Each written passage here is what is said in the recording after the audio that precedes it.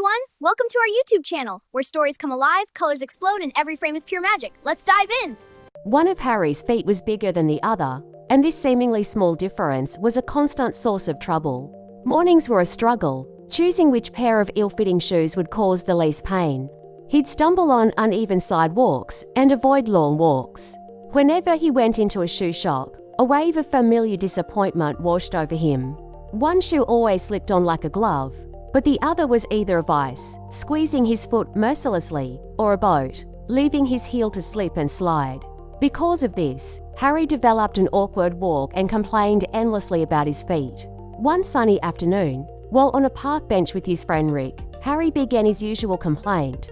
"It's hopeless, Rick. I can never find shoes," he sighed, staring at his mismatched footwear. "I've been to every shop in the city. There's always something wrong," Rick listened patiently before turning to him. "Why don't you go to a proper shoemaker? A good one can make shoes that are built just for you." "A shoemaker?" Harry scoffed. "I've never been to one. I imagine they're terribly expensive. I can't afford to spend a fortune just on shoes." "Not all of them," Rick said confidently. "There's a fantastic one in my village, old Mr. Gable. He's quite affordable, and his work is meticulous. He made a pair of boots for my uncle who has bunions, and he swears they're the most comfortable things he's ever worn." Rick scribbled down the details on a notepad and handed the page to Harry. "Here's his address," he said. "What have you got to lose?"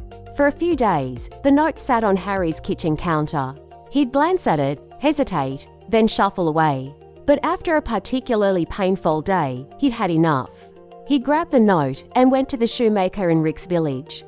The shop was small and smelled wonderfully of leather and wood polish.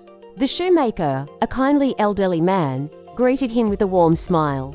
He had Harry sit down and he measured each foot with extreme care, tracing their outlines and taking multiple measurements. He promised to make shoes that would fit like a second skin. Harry left the shop feeling a sense of hope he hadn't felt in years. The week of waiting was filled with anticipation. He imagined walking with a perfect, even stride. When the day came, Harry went back to the shop to collect his shoes. He picked them up, admiring the fine leather and perfect stitching. He looked at them closely, and then his face suddenly changed. His hopeful smile vanished, replaced by a look of pure anger. He turned to the shoemaker, his voice booming in the tiny shop. "You're a silly man. I said, make one shoe bigger than the other, but you've made one smaller than the other."